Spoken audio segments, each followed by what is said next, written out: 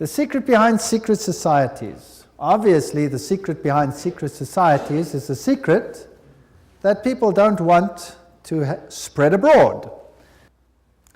Revelation 17:4, and the woman was arrayed in purple and scarlet colors, and decked with gold and precious stones and pearls, having the golden cup in her hand, full of abominations and filthiness of her fornication.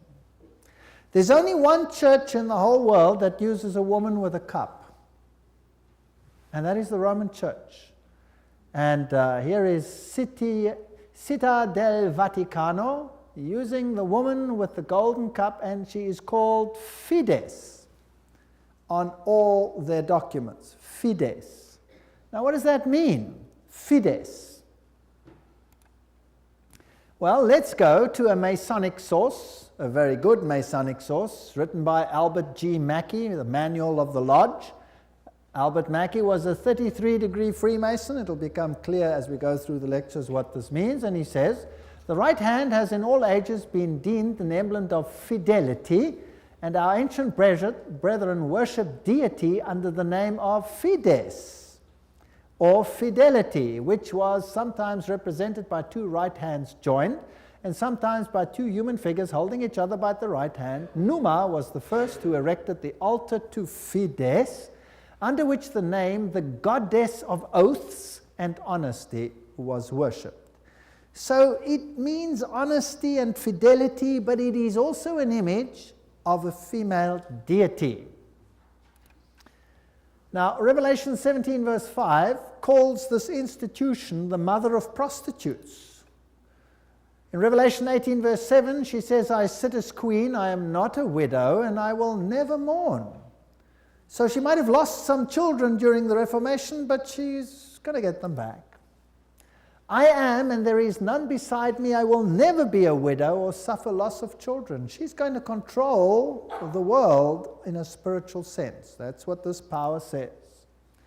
Now, it's interesting that the Vatican has just recently, September 5, 2000, issued this encyclical, Dominus Iesus, where she says, other churches are no sisters of ours, the Vatican insists. It must always be clear that the one holy Catholic and Apostolic Universal Church is not the sister, but the mother of all the churches. Cardinal Ratzinger said that. He's the head of the Inquisition.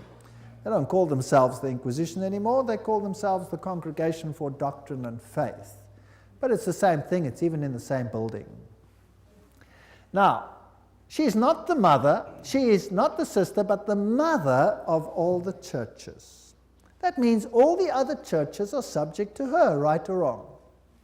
That's what she says. Now in Revelation 13 verse 1 and 2, speaking about the same power, it says, and the dragon gave him his power and his seat and great authority. Now that's a very, wow, statement.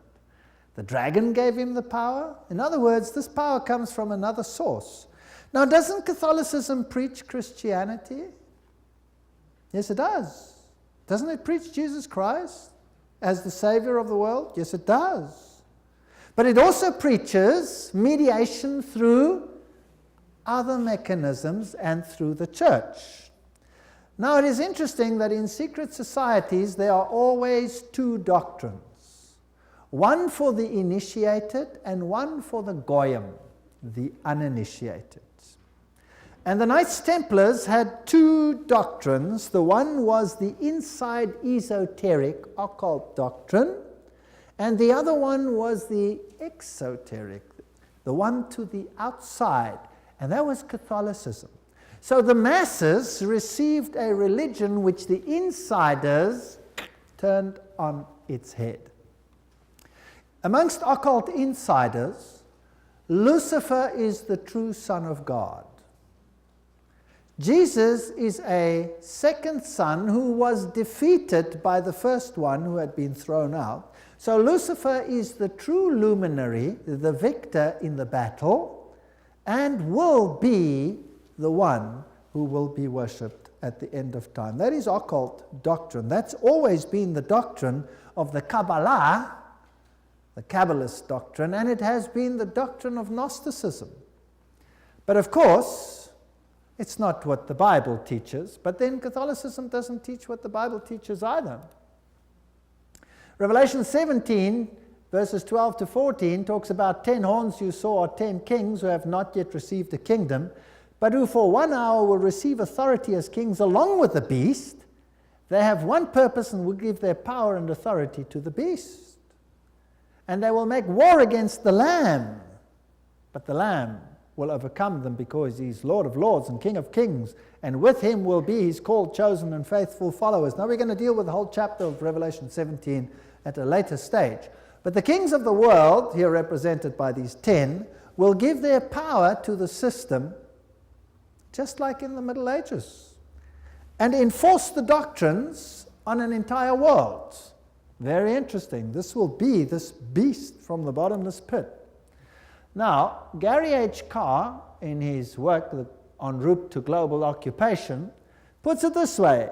He says there were the ancient mystery religions which come from Babylon, and they were pantheistic, of course, which means God is in nature, God is in everything, which in effect makes us God then too.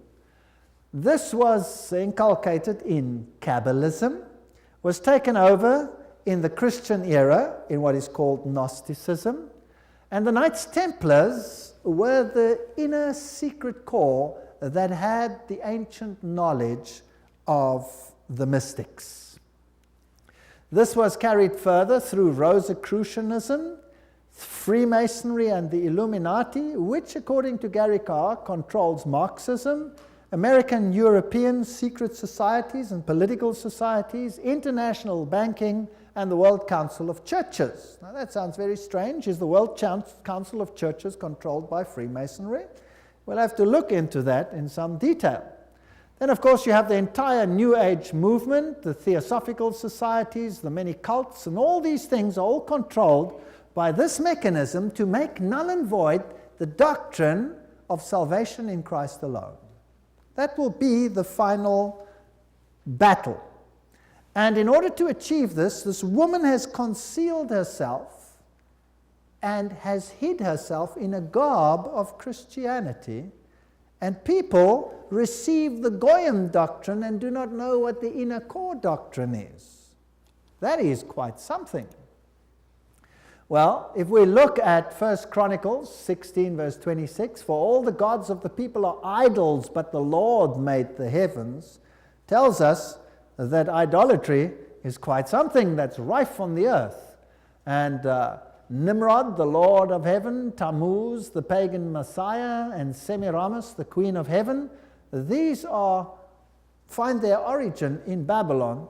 And if you go through all the religions that were propagated in Lebanon, Phoenicia, Babylon, Assyria, Greece, Rome, Egypt, India, China, Mexico, Scandinavia, you have only this same picture under different names: Baal, Tammuz, Ashtoreth, El, Bacchus, Astarte, Belus, Tammuz, Rhea, Ishtar, Ninus, Hercules, Beltis, etc., etc. In Egypt, Ra, Osiris or Horus, Isis, Hathor, India, Vishnu, Krishna, Isi or Devaki, and so on and so on. Now, Romanism, the Roman Church, has taken this Trinity and made it Father, Mother, Child, which means that they must elevate the female to the point of deity.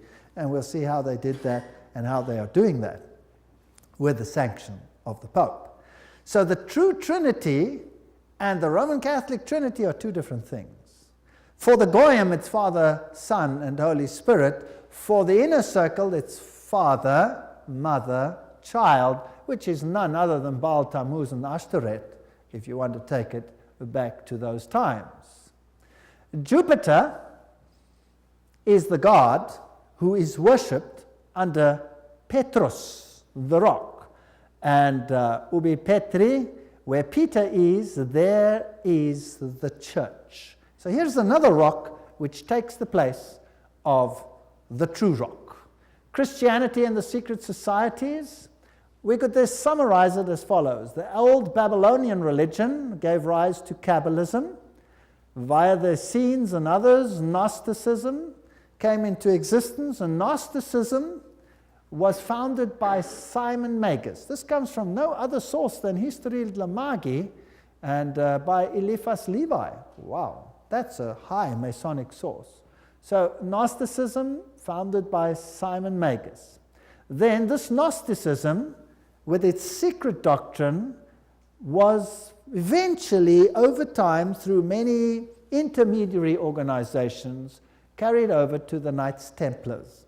And the Knights Templars were a group of a Roman Catholic order, if you like, that were set over the temple site to protect it. And they had strong links to Islamic societies, the Ismailis, the Karmatites, the Fatimites, the Druzes, and the Assassins. And these are very, very interesting, and we'll be dealing with them when we talk about the Islamic connection, what the secret societies actually teach. Just like the Templars had two doctrines, one for the Goyim, the uninitiated, and one for the insiders, and the two diametrically opposed to each other, so the secret societies of Islam do exactly the same thing. But that's another lecture. Now the Templars, they had their secret inner information inculcated in the Rosicrucians and the Jesuits. The Jesuits, again, formed and created Freemasonry. And Freemasonry was created as the Protestant arm of the Roman Catholic Church. Unbeknown to them, beguiled, fooled, if you like, into doing the work that Rome wanted them to do, so that Rome could sit in the background while Freemasonry did it for them. And then it wasn't them, it was them. And it was mainly Protestants that were doing it, and not Rome. Very clever. Very, very clever indeed. So now let's have a look at these Knights Templars. Here are some of the representations. This is Desmaloy, the founder of the, or not the founder, but the leader at the time of its dissolution of the Knights Templars. This is what their dress looked like, if you like, and that is one of their symbols. It is a symbol that is used by many churches today. Did you know that? Many charismatic churches use that symbol. That's fascinating. And Jehovah's Witnesses use that symbol as well. We'll come to that in another lecture. Now let's have a look at what Nestor Webster, Secret Societies and Subversive Movements, has to say about the Templars. We're not going to read it all, but you can always, if you get the video, stop the quote. In the year 1118, 19 years after the First Crusade ended with the defeat of the Muslims, the capture of Antioch and Jerusalem, these groups were founded that were eventually established as the Templars, and they presented them with a house near the site of the Temple of Solomon, hence their name, Knights Templars. And they became very famous and a very powerful order which controlled all the finances, the financial world. They were the banking elite of the world, if you like. And then in the year 1128, the order was sanctioned by the Council of Troyes and by the Pope. It was a Roman Catholic order within the church. Now, some years later, October 13, 1307, this order was officially brought to an end by the King of France because it had come to light what they were doing, so it was said. The King of France, Philippe le Bel, had the Templars arrested, and the date was Friday the 13th, October 1307, and since that day, Friday the 13th is a day of bad luck for the entire world. And the charges brought against them were: the ceremony of initiation into the order was accomplished by insults to the cross and the denial of Christ and gross obscenities. Gross obscenities. There were all kinds of things reminiscent of Sodom that had to take place there. The adoration of an idol, which was said to be the image of the true God, and that was Baphomet, this symbol over here of the androgenic male-female deity.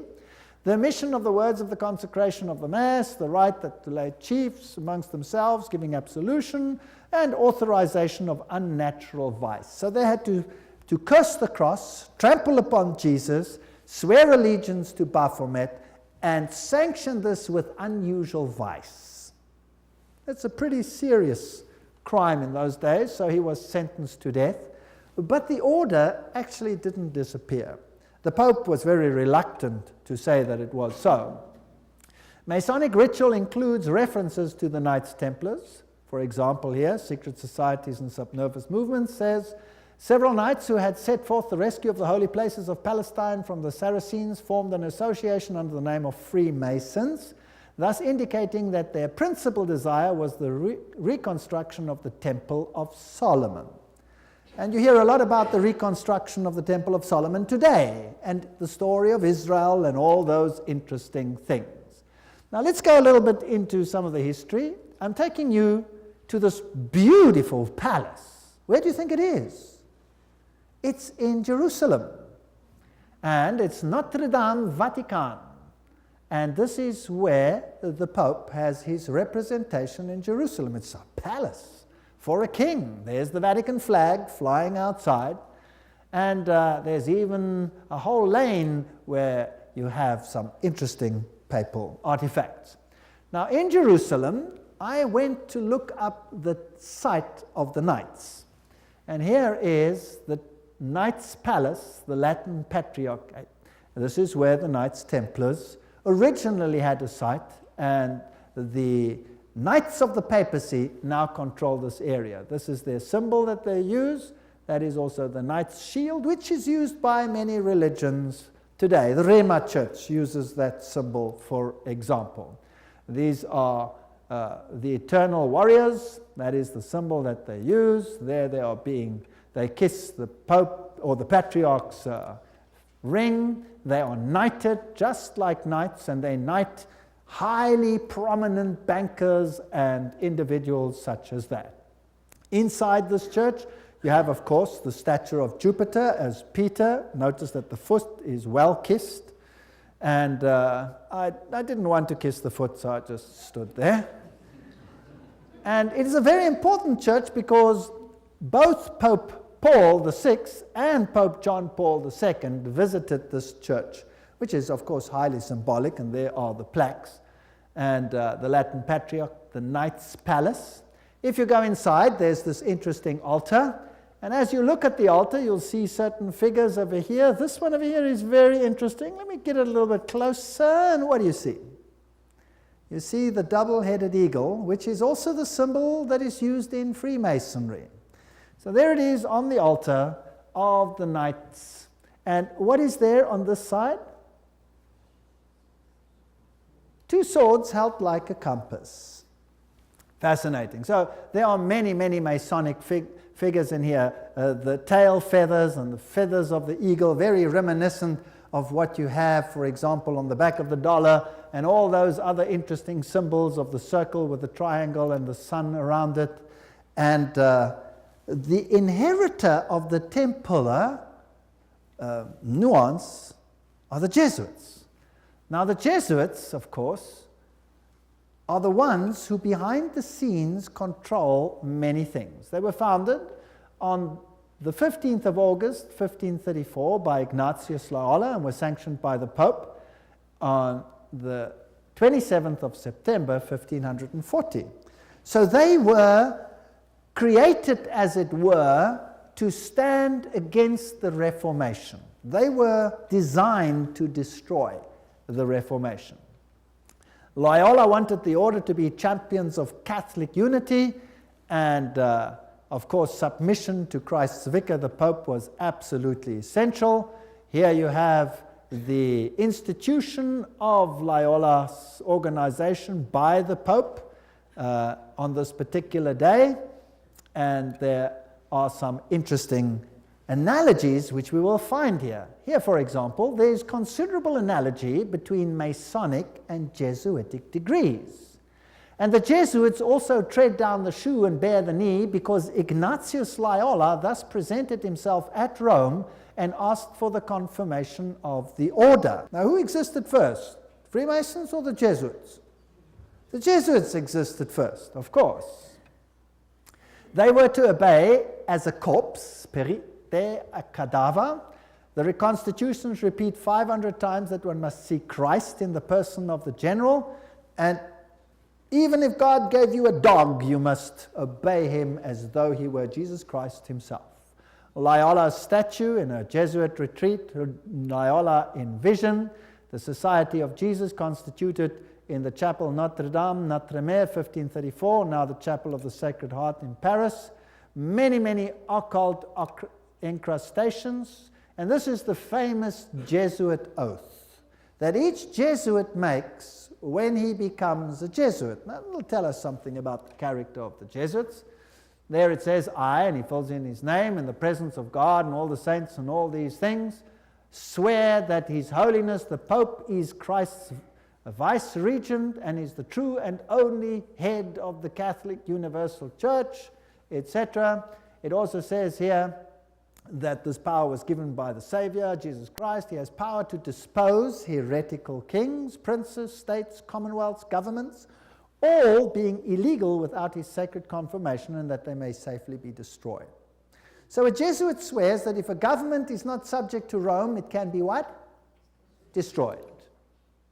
I further declare that I will help and assist and advise all or any of His Holiness's agents wherever I shall be, and do my utmost to extirpate the heretical Protestant or liberal doctrines. Liberal doctrines are doctrines where you decide what you believe. You take the liberty of making your own choice rather than allowing the Pope to do it for you. And that will be destroyed, and all their pretended powers. And that it doesn't matter where you send me in the world, I will obey. And I promise that I will have no opinion of my own. I will obey like a corpse. And I will make war, secretly or openly, against all heretics, Protestants, and liberals, as I am directed to do, to extirpate and exterminate them from the face of the whole earth. I will spare neither sex, age, nor condition, and I will hang, waste, boil, flay, strangle, bury alive these infamous heretics, rip up the stomachs and wombs of their women, crush their infants' heads against the wall in order to annihilate forever their execrable race. That's quite a nice Christian promise, would you agree? Very Christian promise. Did they do it? Well, the Waldenses, they smashed the children's heads against the rocks to make the parents rescind. In the Ottoman Empire, that's an interesting story, in Serbia and in all those East Bloc countries where they occupied, they took the children, threw them in the air, and caught them on the ends of their bayonets. They were nice people. Now you will say, that was Islam, that wasn't Jesuits? Well, debatable. We'll talk about it another time. And if I cannot do it openly, I will do it secretly. So that is what a Jesuit swears. This is the famous Pontifical Gregorian University in Rome, the most prestigious Catholic university in the world. The Jesuits, in all their enclaves, have their figures in caves. Now, in paganism, all the deities come out of the cave, and they have the letters IHS, which actually stand for Isis, Horus, Set, which is the Egyptian Trinity. They, of course, say it means Iesus hominum salvator, Jesus the Savior of men, but it doesn't. It means IHS, Isis, Horus, Set. And their symbol is the triangle with the all-seeing eye in it for this deity. They also use the pillar, the stela, if you like.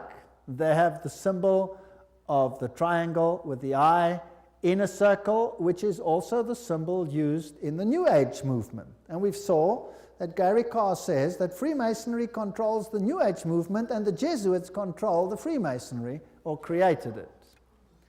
This is the University of the Jesuits in Prague. On top of it, they have Atlas, not Jesus Christ. If you go to a more modern Jesuit enclave, like this one in Germany, I visited this. I'm quite cheeky sometimes. There I am.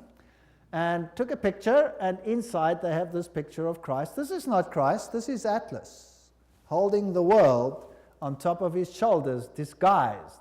They have these symbols up against the wall. There, this symbol is the symbol of Hermes. If you take away the cross, then you have the symbol of Isis. This is paganism at its best. And these symbols over here are nothing. Here it is, Jesuit Kirche, when it was built, etc. And their symbolism, Maria, the M is the Masonic M, the triangle, Ria, the goddess. Here is a church in Germany, a cathedral. Inside you will see this circle with a cross in it, the crossed swords, symbol of all symbols used also in Freemasonry. Now if you go back to ancient Assyria, that was a very prominent cross. It was the Maltese cross. It comes from ancient paganism. They have the symbols of the star over here, two stars one over the other, or two crosses one over the other. They have the compass, they have the moon with a disc in it or a star in it, which is the symbol that Islam uses, for example. They have the solar calendar and the triple crown. All of these are used by the papacy. Upside down crosses represent victory over Christ. Hammers and compasses and sickles, these are symbols that are prevalent in the world. There's Jesus standing above the skull and crossbones, which is a symbol of Jupiter, the god Jupiter, who is a symbol, of course, who is Lucifer. Upside down crosses again. This is a very important cathedral in Europe, in Germany, where all the political leaders come together.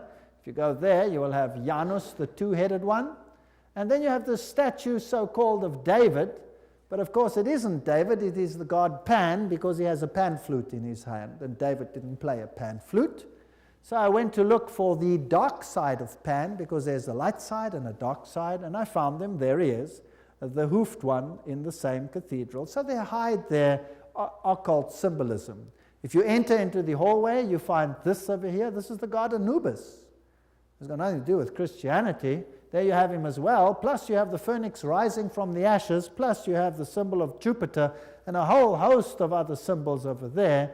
And in their side chapel, you have all the signs of the zodiac serving the various deities like Mars and Aquarius, etc. And the doorknob is a yin-yang. This has nothing to do with Christianity. They use the symbol of the compass and Jupiter and the PX symbol over there, which you will find in virtually every single Christian denomination upon the face of the earth. The phoenix rising from the ashes, the peacock, all symbols of Lucifer. Here you have the PX with a circle with a dot in it, and you say to yourself, but isn't that a symbol of Christianity? No, this is a symbol of Horus. This has got nothing to do with Christianity. They use pine cones. Let's ask Albert Mackey, 33-degree Freemason, to tell us what the symbol means. The point within the circle is an interesting and important symbol in Freemasonry. The symbol is really a beautiful but somewhat abstruse allusion to the old sun worship, and introduces us for the first time to that modification of it among the ancients, the worship of the phallus. So it's a pretty filthy symbol at that. It deals with male organs. Wow. So that comes from the horse's mouth. So that's what it means. Now what's the PX mean? Let's go to the best Masonic source in the world, Morals and Dogma, page 292. And in case you don't believe me, I photocopied it so that you can see it. There you can see the symbol. Can you see that? It is the staff of Osiris. On the medal of Constantinople, in hoc signat eris, whatever the inscriptions. And then some other interesting things. So this is the staff of Osiris. And then it goes through the mystic Tau and the crosses and the stars of David. And then he uses this one as well. Interesting symbol. He says the vestment of the priest of Horus were covered with these crosses. That's a Maltese cross. Remember that I showed it to you on the Assyrian king? Now who wears that on his vestments? Well, let's have a look. Oops, there it is. Who's wearing it? The Pope is wearing it. So what is he? He must be the priest of Horus. So to the outside world, it seems like Christianity, but to the inner circle, it's occultism. On the floor of the cathedral in London, you have the tricole, which is the triple yin-yang. And what does that mean? Well, let's go and ask the sources themselves. Celtic version of the yin-yang. That's what it is. The tricole, the sea, good luck, cauldron, Celtic goddess, the goddess of wisdom and witchcraft. Who was enthroned in the French Revolution? Goddess of reason. witchcraft, reason, all these things, same deity. On the floor of the same cathedral, you find the mystic Tau. What does the Tau represent? Let's ask another Mason, Ward. He says it's the symbol of the male creative side of the deity, sign language of the mysteries. So again, it has a sexual connotation. What's it doing on the floor of a cathedral? So the Jesuits are the heirs of the occult religion, and they control the world through their agencies. They stand in the background, create sub-organizations, and everybody thinks they are not active. Let's ask them themselves what they believe. Here is the history of the generals of the Society of Jesus. These are all the generals, starting with Ignatius Loyola. They're all listed down there. We don't have to go through them all the way through to the present one that rules now, whose name is Peter Hans Kolvenbach. Nice German name. It's interesting that the Germans are very prominent in this.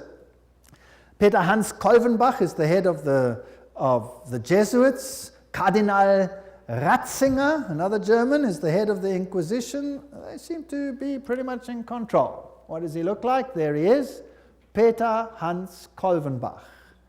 You're looking probably at one of the mightiest men on the earth today, if not the mightiest. He's the Black Pope.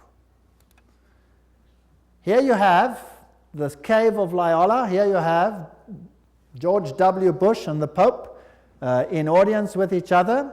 And they don't do anything by chance. They just happen to do this exactly under that picture I showed you, where Loyola receives his commission from the Pope. Now, the ceremony of induction and the extreme oath of the Jesuits, Library of Congress, catalog card, there it is. You have been taught to insidiously plant the seeds of jealousy and hatred between communities, provinces and states that were at peace, and incite them to deeds of blood involving them in war with each other, and to create revolutions and civil wars in countries that were independent and prosperous, cultivating the art and the sciences and enjoying the blessings of peace, to take sides with the combatants and to act secretly in concert with your brother Jesuit, who might be engaged on the other side, but openly opposed to that with which you might be connected, only that the church may be the gainer in the end, in the conditions fixed in the treaties for peace, and that the end justifies the means. Whoa!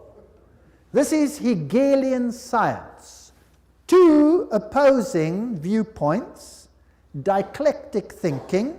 You war the one with the other, and you rub them up until nothing is left. It's called thesis, antithesis, and the resultant clash brings synthesis, that which you want. Now note that the Jesuit can be very active on the one side, but he can be equally active on the other side. So this is all a process whereby they wish to attain things. The 30-Year War. Now, what was that about? The aim and the object was that that war should in truth become a war of annihilation. Besides, was it possible for them to allow peace to be concluded with countries whose rebellious governments had issued a law ruling that no Jesuit should ever again dare to show his face? Do you know that the Jesuits were thrown out of virtually all countries, including Catholic ones, because they were so divisive? Catholic kings couldn't even take the Jesuits and threw them out. If a Catholic king dared to throw out a Jesuit, that country was destroyed, Catholic or not, and the Jesuits are back. You can take your bottom dollar for that. So, the frightful responsibility for this terrible 30 Years' War must rest upon the Emperor Ferdinand II and his teachers, rulers, and bosom friends, the sons of Loyola. Every single thing I'm saying is a quote. Popery, an enemy to civil religious liberty. In 1550, Pope Julius declared his claim to universal temporal political power, evidenced by a new coin he issued, its motto having read, "The nation and kingdom that will not serve me shall perish." Now please note that this is a Roman Catholic statement, that the nation and the kingdom that does not serve the papacy will perish. What does that mean in terms of Protestant countries then? Are they going to be in trouble, yes or no? I would say yes, they will be in trouble. Thomas Aquinas, the great philosopher of the Roman Catholic Church, said, "The Pope by divine right has spiritual and temporal power as supreme king of the world. The Pope of Rome, as head of the papal government, claims absolute sovereignty and supremacy over all the governments of the earth." All the governments. All these quotes are highly potent quotes. There is nothing mediocre in these quotes, and they come from the highest sources. The right of deposing kings is inherent in the supreme sovereignty which the popes as vice-regent of Christ exercise over all Christian nations. Cardinal Henry Manning, 1892, he was Archbishop of Westminster. So, he is in control of all nations of the world. Now, it's interesting that the Bible tells us that these words were put on the Christ's cross at the crucifixion. Jesus of Nazareth, the King of the Jews. You read that in John 19:19. But the Roman Catholic crucifix has the words "INRI" written on it. Now, if you look it up in Webster's dictionary, it means Jesus Nazarenos Rex Iuderum. But in the extreme oath of the Jesuits, "INRI" means something totally different. It means "Iustum necare reges impios," which means it is just to exterminate or annihilate impious or heretical kings, governments, or rulers. That's an interesting point. Now, another thing that they want to do is destroy Protestantism. We cherish at the bottom of our hearts this principle that whatever does not unite with us must be annihilated. And we hold ourselves ready to make, as soon as we shall have the means, an energetic application of these principles. Protestantism is already wearing out and sinking to decay. Yes, we are destined to insult its last agonies, to march over its broken skeleton and scattered bones. Oh, let us hasten this dissolution by our strong and united efforts. Then already, they wrote, Protestantism is becoming decomposed, and we are gaining men of note. This is extracts from The Secret Plan. Those are the worst of the Catholics, the Inquisitors, the Jesuits. They are simply the Romish army for the earthly sovereignty of the world in the future, with the Pontiff of Rome for emperor. Something like a universal serfdom with them as master is what is being planned. That's all they stand for. They don't even believe in God, perhaps, the brothers Karamazov. All these quotes. The general of the Jesuits insists on being master sovereign over sovereigns. Wherever the Jesuits are admitted, they will be master, cost what it may. The society is by nature dictatorial, and therefore it is the irreconcilable enemy of all constituted authority. 50 Years in the Church of Rome, written by Father Chenikin. Ignatius Loyola says himself, the power of the general will be so unlimited that should he deem it necessary for the honor of God, he shall even be able to send back, or in another direction, those who have come direct from the popes. So this is a powerful order. Friedrich von Hartenberg said, never before in the course of the world's history has such a society appeared. The old Roman Senate itself did not lay schemes for world domination with greater certainty of success. They want world dominion, with the Pope enthroned as the universal ruler. The Roman Catholic Lafayette said, it is my opinion that if the liberties of this country, the United States of America, are destroyed, it will be by the subtlety of the Roman Catholic Jesuit priests, for they are the most crafty, dangerous enemies to civil and religious liberty. They have instigated most of the wars of Europe. These are prominent people speaking.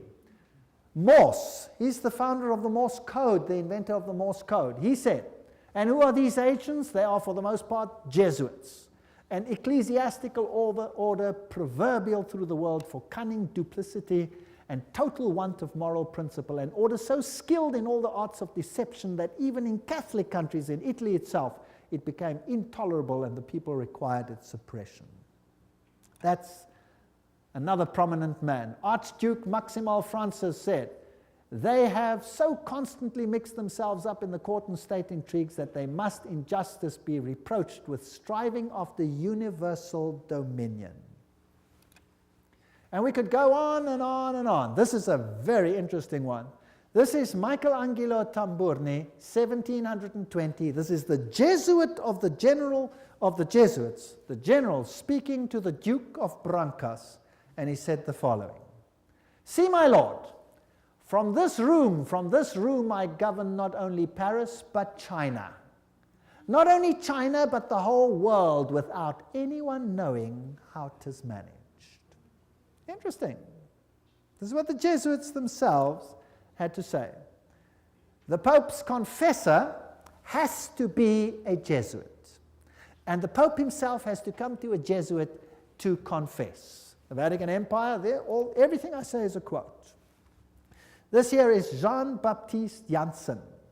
He ruled from 1946 to 1964, and he looks like a charming gentleman, very cheerful.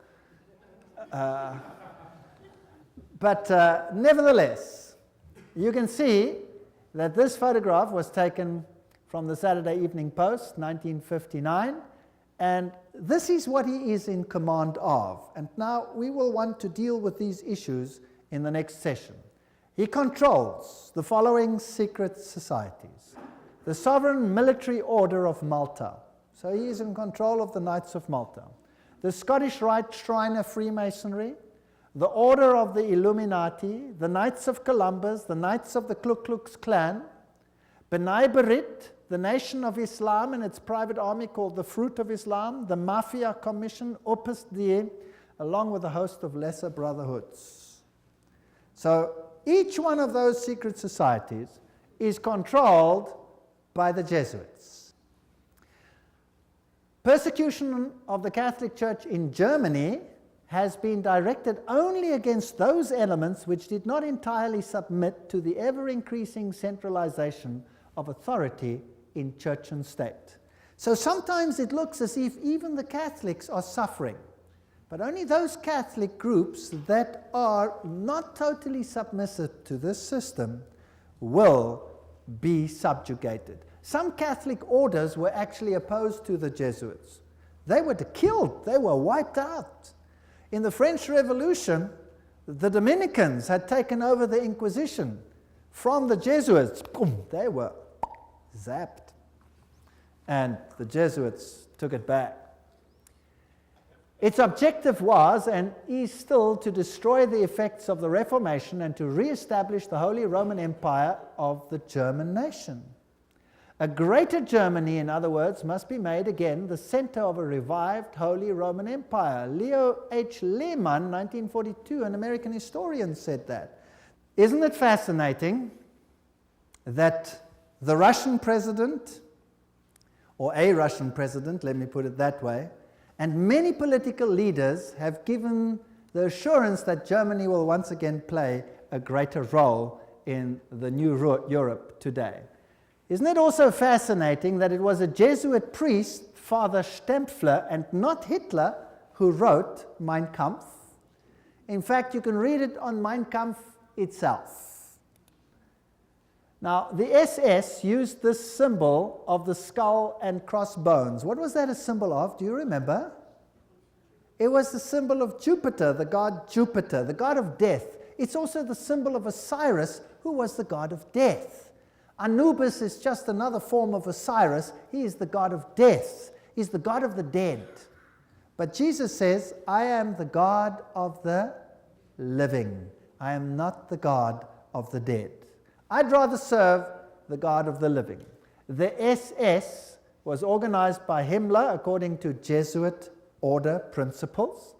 The rules of service, spiritual exercises prescribed by Ignatius Loyola constituted a model which Himmler strove carefully to copy. Absolute obedience was the supreme rule. Every order had to be executed without comment. Every single statement is being read from a reputable source. Again, in that wonderful book, The Great Controversy, we get an idea of the Jesuits. Throughout Christendom, Protestantism was menaced by formidable foes. The first triumphs of the Reformation passed, Rome summoned new forces hoping to accomplish its destruction. At this time, the order of the Jesuits was created. Notice what this quote says. The most cruel, unscrupulous, and powerful of all the champions of popery. Cut off from every earthly tie and human interest, dead to the claims of natural affection, reason, and conscience, wholly silenced, they knew no rule, no tie, but that to their order, and no duty but to extend its power. We don't have to read the whole quote. But they made it their business to destroy Protestantism. The Jesuit order therefore stands before us as the embodiment of a system which aims at temporal political domination, and that over the whole world. You will say to me, surely China will not be subject? Well, we already read a quote by the Jesuit general himself where he says he controls China. Who controls communism? The Jesuits created it, and therefore they controlled it. They practiced it in their South American examples where they practiced it before they instituted it. Very interesting. This is Count von Hernsbruch, 1911, German noble and ex-Jesuit, who says this very thing. At what then do the Jesuits aim? According to them, they seek the greater glory of God, but if you examine the facts, you will find they aim at universal dominion alone. It is they who rule the world. One quote after the other. Moreover, the Pope has thousands of secret agents worldwide. They include the Jesuits, the Knights of Columbus, the Knights of Malta, Opus Dei, and others. The Vatican's intelligence service and its field resources are second to none. Even Dave Hunt, American Baptist historian, says that. So, let's have a look at some of these institutions. Let's have a look at Freemasons. The Grand Design Exposed says, the truth is the Jesuits of Rome have perfected Freemasonry to be their most magnificent and effective tool, accomplishing their purposes among Protestants. Now surely the members of Freemasonry themselves must be deceived, because if they saw it, they wouldn't do it, right? So actually the order is being used and they themselves are deceived. And only within the order, higher up, are those chosen ones who know, and they are controlled by the Jesuits for Rome. Very clever. Very clever. To make Protestantism do what you cannot do openly because you have been fingered by Protestantism as the Antichrist. So this is very interesting. This is a Templar fortress and a church on the island Mallorca, Spain. And there again you have the double-headed eagle, and you can go to virtually any church on that island and you will find the double-headed eagle over the altars of these churches. As I've said, Adam Weishaupt was the father of Jacobinism, and he is the one who is also the founder of the Illuminati. From the Jesuit college at Ingolstadt, it is said to have issued the sect known as the Illuminati of Bavaria, founded by Adam Weishaupt. Its nominal founder, however, seems to have played a subordinate, though conspicuous role in the organization of the sect. You see, again, they use a front and a front and a front. Now, here are two Jesuit generals. This one over here is General Ricci, and this is General Ledochowski. And very interesting, this one over here, 1773 to 1840, he ruled during the order's suppression. Now notice this, the Vatican itself suppressed the Jesuits between 1773 and 1814. What happened to the Vatican in that time? There was a mortal wound. And the Pope was taken into exile and he died. Isn't that correct? So who gave the mortal wound to the papacy? The own order in the own church. Power struggle. And he created, in his time, the Illuminati was created through Weishaupt. And, of course, is also the father of modern communism, who with his Jacobins conducted the French Revolution. Years later, Jesuit General Ledochowski with his Bolsheviks conducted the Russian Revolution in 1917, and it's identical to the other revolution. And I will deal with that when I give a lecture on revolutions and wars and dictators later in the series. France's greatest authority on the Jesuits, Edmond Paris, said, "The Russian Revolution, by eliminating the Tsar, protector of the Orthodox Church, had it not decapitated the great rival and helped the penetration of the Roman Church, we must strike while the iron is hot. The famous Russicum, Russian College of Rome, is created in 1929, and its clandestine missionaries will take the good news to its schismatic country. 1 century after their expulsion by Tsar Alexander I, the Jesuits will again undertake the conquest of the Slav world." And did the poor Slavic world suffer? They were slaughtered by the millions. History will show what happened there when Stalin, probably one of the greatest mass murderers of all time, did his thing. Frederick the Great, so-called, of Prussia, caused the high degrees of Masonic constitutions of the ancient rite to be revived, and he himself wrote the constitutions under the guide of the Jesuit general. Encyclopedia of Freemasonry, Albert G. Mackey says that himself. Very interesting. And now notice this. This is a source that's unbelievable. This is Isis Unveiled by Blavatsky herself, the author of Secret Doctrine. She says that the rites are the offspring of the sons of Ignatius Loyola. The Scottish Rite and all of these worked under the instructions from the general of the Jesuits. So who controls Freemasonry? The Jesuits, there's no doubt about it. Here, we have confirmed the induction of the Knights Templar Mason into the councils of the said order of knighthood, and hoping and confiding that he will ever be so demean himself as to conduct to the glory of IHS, the most holy and almighty God, and to the honor of the mark we do recommend. There's a ritual in Freemasonry which is totally Jesuit. So the Jesuits control Freemasonry. Here's a Freemason temple, if you like. It's in Oklahoma. There is IHS. This is a Freemason temple. It's a lodge. There is IHS in it. There are still old ladies, male and female, about the country who will tell you with grim gravity that if you trace up Masonry through all its orders till you come to the grand tip-top head Mason of the world, you will discover that the dread individual and the chief of the Society of Jesus are one and the same person. James Patron, American historian. There are many that say these things. Knights of Malta. The Freemasons are in the foreground, while the Jesuits and the Knights of Malta are in the background. The Jesuits control even the Knights of Malta. Now, who are they? Well, they are headquartered in Rome, these knights. They used to be on an island, but besides that, they used to be a military order. They are still a military order. They are knights. They control the banking of the world, the industry of military complexes of the world. They oversee Chase Manhattan Bank with all its branches. They rule all the intelligence communities, the KGB, the CIA, and all of these things to restore the Dark Ages. Everything I'm saying is a quote. I'm saying nothing. Don't accuse me of saying anything. I'm just reading. Who are they?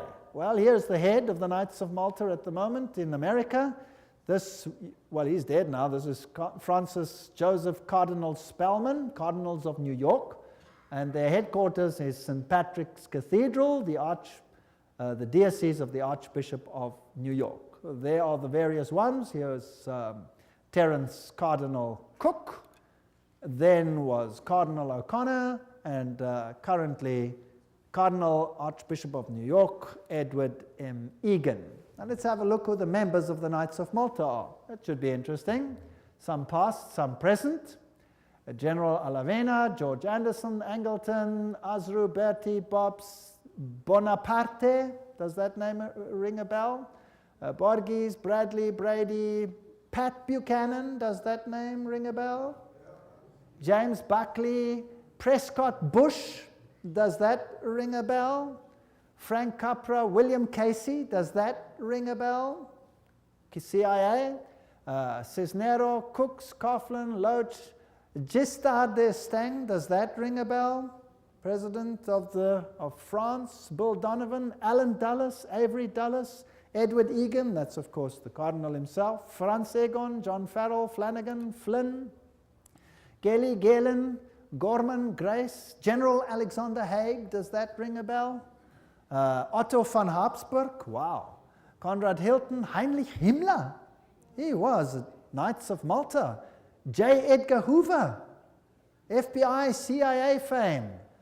Joseph Kennedy, Ted Kennedy, Larkin, Lehman, Lorenzo, Luce, Henry Luce, founder of all the great magazines and Time magazine and all of them. Great publishing magnate, MacDonald, Manhattan, you name them, all of them, O'Neill, Otis, Franz von Papen, the legate who worked with Adolf Hitler, Perón, Rocco, the list goes on and on and on, Frank Shakespeare, Martin Shea, even Frank Sinatra was a Knight of Malta, for interest's sake. So there are prominent men who are Knights of Malta. Now, what about the Knights of Columbus? The founder of the Knights of Columbus is Father Michael McGivney. He lived a very short time, then he died. He was very young. He died at the age of 38. There is their emblem, and this is their official home webpage. You can just take it straight off, and you can see something fascinating. What is that? Hello? Do you remember what it is? A little bundle of rods that you also found in the French Revolution, right there in the Manifest of Human Rights. What is it? Fasciae. And they've got a wreath around them. What does that mean? All power in one man. Who will that man be? Who do the Knights Columbus, founded by a Roman Catholic priest, want to see the power vested in? The Pope, of course. The Knights of Columbus, founded at New Haven, Connecticut, 1882. Then it was already considered 300,000 strong. Only Roman Catholics are eligible. It is initiative to service in 4 degrees. It's the heart and soul of politics. You cannot get into politics if you don't have the stamp of approval of these guys. The fact is well known to political machines and non-Catholic politicians whose candidates must receive the approval of Rome and the Knights before they dare nominate them for either dog pound or presidency. The Knights of Columbus' principal business is politics, a Jesuitical politics. A menace to the nations, Jeremiah Crowley, is the quote. These are serious accusations. There they are, with their fasciae, which will become clearer as we go on, and we can see where we are heading. For today, Rome considers listen to this. Today, Rome considers the fascist regime the nearest to its dogmas and interests. We have not merely the Reverend Jesuit Father Coughlin praising Mussolini's Italy as a Christian democracy, but their official magazine, which is Civiltà Cattolica, this is the official Jesuit magazine, says, this is the house organ of the Jesuits, says, fascism is the regime that corresponds most closely to the concepts of the Church of Rome. This is scary.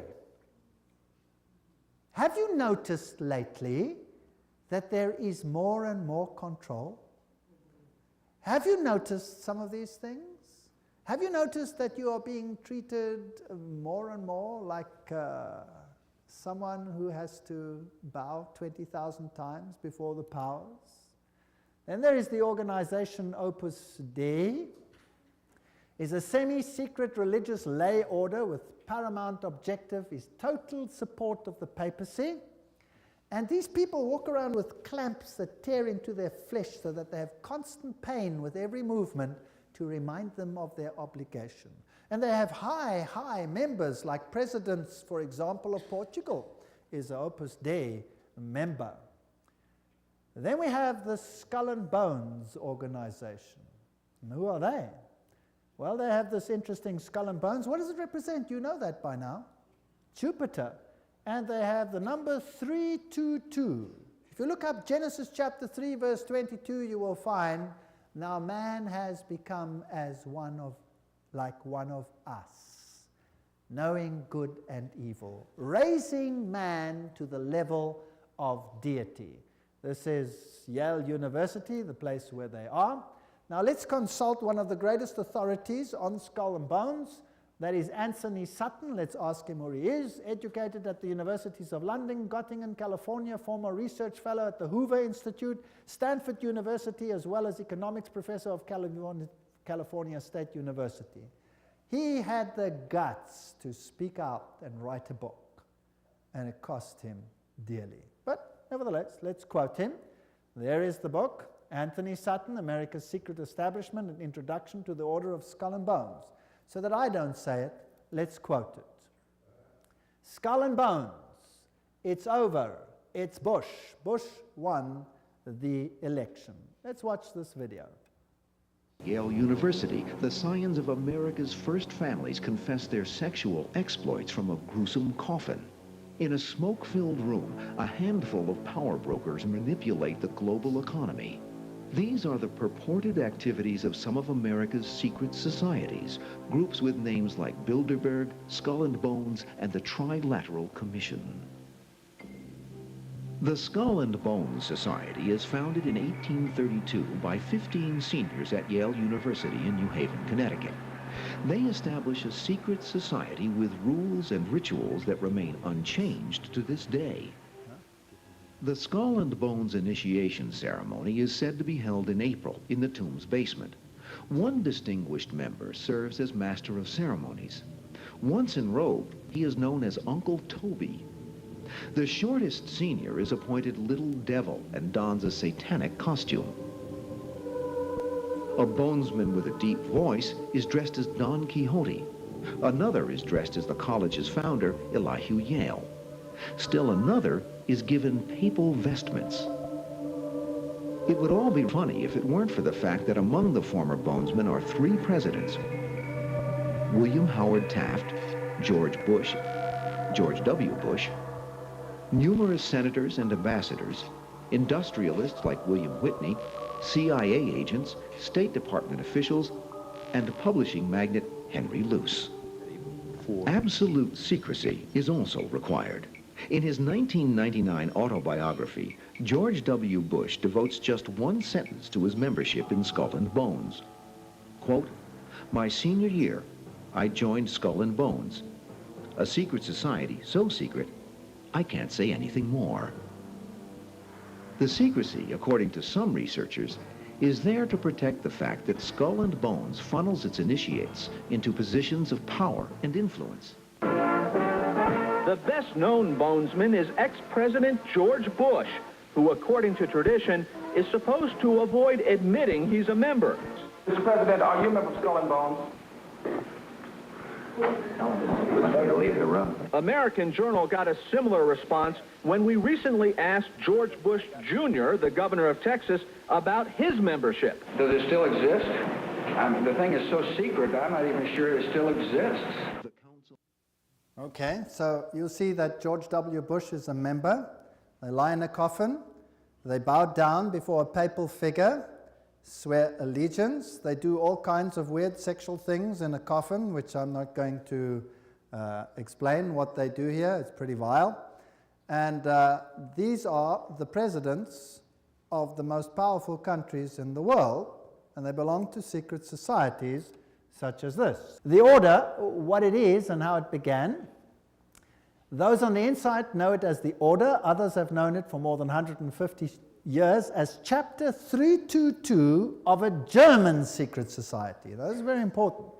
In fact, this was discovered when they broke in and stole some of the papers at that institution. It is officially known as the Russell Trust of 1856, or as the Brotherhood of Death, because they serve the god of death, who happens to be Anubis, if you like, Osiris, if you like, or Jupiter. The American chapter of the German order was founded in 1833 at Yale University by General William Huntington Russell.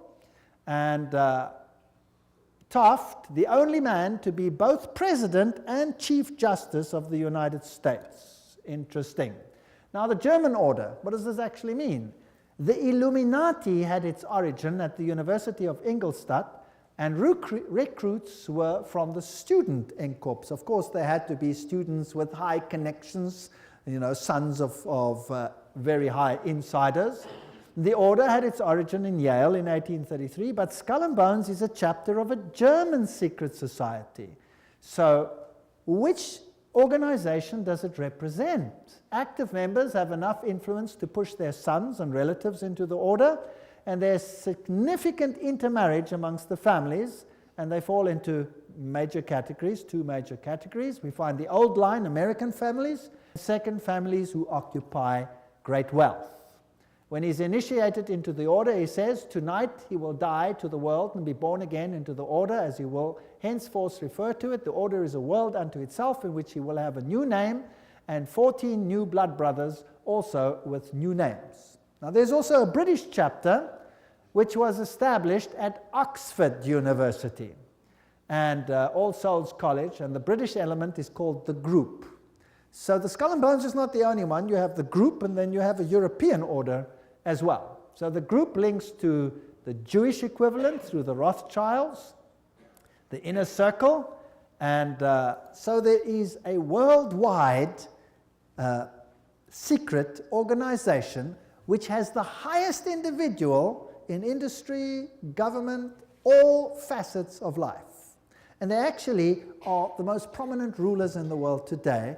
And if they are a chapter of a German society, then they are the Illuminati.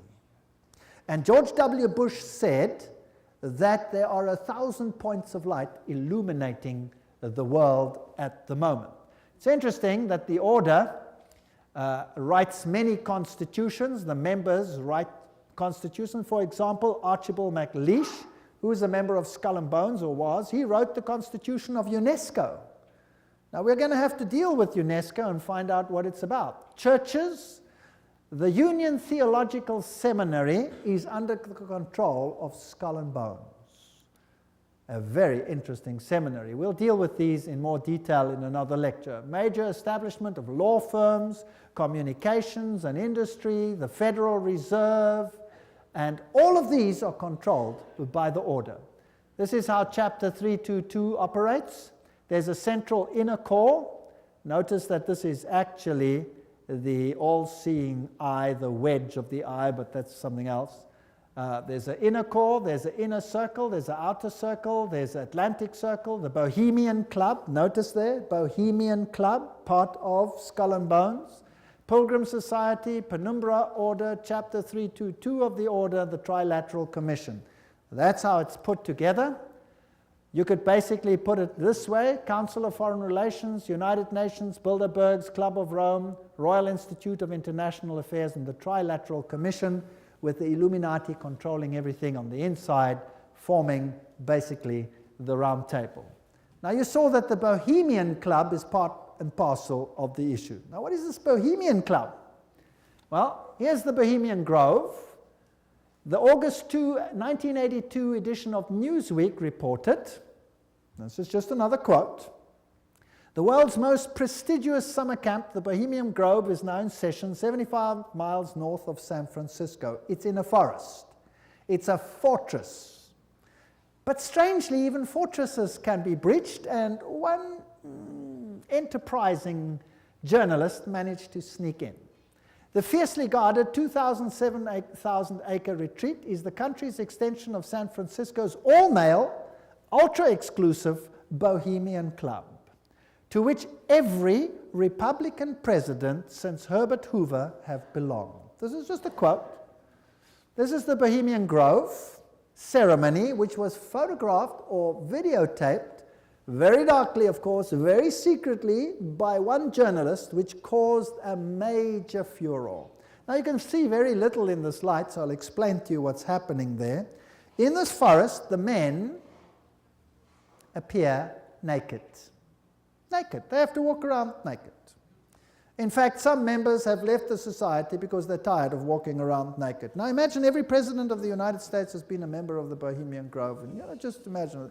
The priests are dressed in vestments, papal vestments, and they pay homage to an owl because the owl sees in darkness. It has illumination. There are other rituals which I do not want to talk about that happen between all these naked men. And if you read your Bibles, you will find that those who worshipped in the groves were called the perverted ones.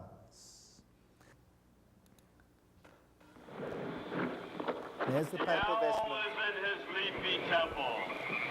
Let all within the grove be reverent before him. Lift up your heads, O ye trees, and be ye lifted up, ye everlasting spires. For behold, here is Bohemia's shrine, and holy are the pillars of this house. There's the owl. For beauty is eternal, and we bow to beauty everlasting. For lasting happiness, return to one alone, and she surrounds you now. Great nature, refuge of the weary heart. We bow to one alone, great nature. She is ever faithful. Other friends may fail, so must ye come as children.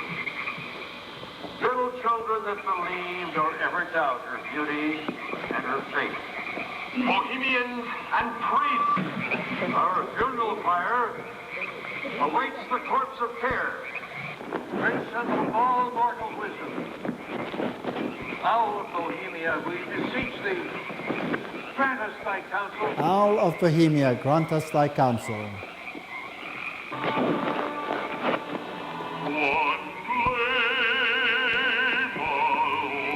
Well, that's just a part of the ritual, which shows that it is nature worship.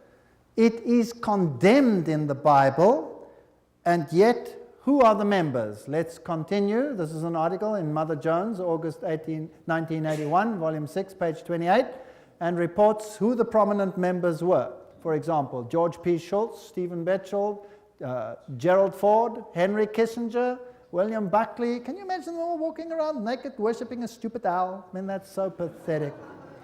Fred Hartley, Griffin, Haywood, Coors, Teller, Ronald Reagan, Clausen, George Bush, William French Smith, etc., etc., etc.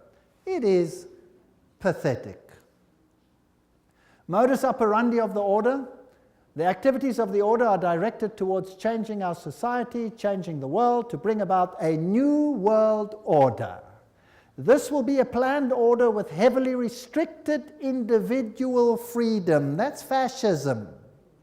And I will show you the papal encyclicals that will make your hair stand on edge as to what is going to happen all over the world. And believe me, I live in a country where it's being implemented. And you can see it happening every single day. It is scary. But you don't have to be afraid if you know why it's happening. If you do not know why it is happening, you will despair, and there are thousands who are putting bullets through their head because they cannot tolerate it. 4,000 farmers driven off the land and murdered in my country alone. They lose everything, they lose hope, they put bullets through their heads, they wipe out their entire families because it's better for them to die than to live with it. And you know what? You give a lecture like this and you show what's behind it and why it's behind it, and guess what? They get hope. Because they see it's not just them and not something they don't understand. Once they start understanding the bigger picture, they gain hope. And they say, wow, so it's not really the end for us, because this is simply the sign that Jesus is coming soon. And there will be a better kingdom. Let us give our lives to Jesus Christ, because this world has nothing to offer. And they get hope. No constitutional protection if you go against it. They control education. I'll show you how in the lectures. Money, law, politics, economy, history, psychology, philanthropy, medicine, religion, media. There is nothing that they do not control. And remember, they are neither left nor are they right. So if there are right-wing parties and left-wing parties, they control them what? Both. That's the Hegelian principle. That's Hegelian logic. Remember that both Marx and Hitler, the extremes of left and right, presented as textbook enemies, evolved out of the same philosophical system, Hegelianism, that brings screams of intellectual anguish from Marxists and Nazis. Remember that the Jesuits were told that they must serve on this side and the other side. Remember that? And create conflict between the sides. This conflict of opposites is essential to bring about the change that they want. Today, this process can be identified in the literature of the Trilateral Commission, for example, where change is promoted under conflict management. Have you heard that name before? Right, conflict is essential. The state is absolute, so the state must have total control. That means the people must relinquish their rights to the state. Do you see that happening in the United States at the moment? Absolutely. So, the state requires complete obedience. An individual does not exist for himself in these so-called organic systems, but only to perform a role in the operation of the state. That's exactly what it was like under Nazism. Here's Hegel. The two, Hegel and Kant, are the philosophers behind the system. I was stunned. I was in Europe 4 weeks ago, in Germany, and the leaders, the presidents of Germany, went down and put down wreaths in front of these people's graves and said, their philosophy has made the new Europe possible. They honored them. What a terrible, I would almost say satanic, well, why not just say it, philosophy. The Illuminati principle that the end justifies the means is also the principle of the group and the order, which is skull and bones. That means you can do anything, no matter how dastardly, as long as you achieve your aim. There's an outer circle, an inner core, all of these. Council of Foreign Relations is the outer circle, Trilateral Commission, all of those. Trilateral Commission was founded by David Rockefeller, comprises 200 members worldwide. The Bundy operation, activism towards a new world global order. George W. Bush, who was a member of Skull and Bones, remember, says that it's a big idea, a new world order where diverse nations are drawn together in a common cause. Only the United States has both the moral standing and the means to back it up. So, do you think they're trying to get all the countries of the world to come into this system, yes or no? Do you think it's possible that they are giving their power to a woman who rides them? Does it look like it? Who controls them? The Jesuits. And who do the Jesuits say all power must be under? The Pope. Isn't that correct? All right. So who do you think would clamor for a new world order more than anyone else? Maybe the Pope. Wouldn't that be interesting? Well, here he is. New international order urged for the sake of peace. When? January 3, 2004. His whole New Year's speech was dedicated to asking for the implementation of the New World Order. Vatican City, January 1, 2004. John Paul II started the new year by insisting that peace is possible and thus a duty, and he called for a new international order. CNN, what did that have to say? Pope calls for a new world order. Thursday, January 1, 2004. Vatican City, Pope John Paul rang in the new year on Thursday with a renewed call for peace in the Middle East and Africa and the creation of a new world order based on respect for the dignity of man and equality amongst nations. What did he say? This year, Pope John Paul directed his thoughts to the continuing conflict around the globe, but he stressed that to bring about peace, there needs to be a new respect for international law and the creation of a new international order based on the goals of the United Nations. He called for an order that is able to give adequate solutions to today's problems based on the dignity of the human being, this is human rights, on an integral development of society, on solidarity amongst nations, rich and poor, on the sharing of resources and the extraordinary results of scientific and technical process. You know, sharing of resources, have you heard of that before? Well, there's another term for it.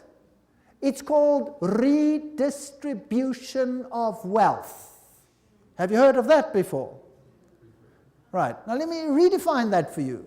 To redistribute wealth means to take the wealth from the one who has it and give it to one who has not got it. Is that correct? Now, if you do that, which nations of the world will be hardest hit? The Catholic ones or the Protestant ones? The Protestant ones are the rich nations. Everywhere you can draw a line. Now, I will show you in the lectures that come that there are encyclicals which define how the redistribution is to take place. And how it is happening and how the encyclical says it should take place is what I can see happening in my country without the government lifting a finger against it. It is defined by need, as we will see. Now, there's another word for taking from one who has and distributing it to someone who does not have. It's called theft. Stealing. Thou shalt not steal, says the Bible. The Pope in Rome says, thou shalt steal. He does. Literally, I'll show you his encyclical. You will be stunned. This New World Order is going to be an exciting place. I don't want much part of it. Fortunately, my God says, my kingdom is not of this world. If it were, they would fight for me. But it is not of this world. My kingdom is up there.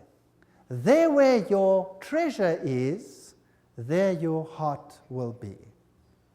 I have managed, because I live where I live, to loosen myself from that which I own, because I know that it means nothing anymore.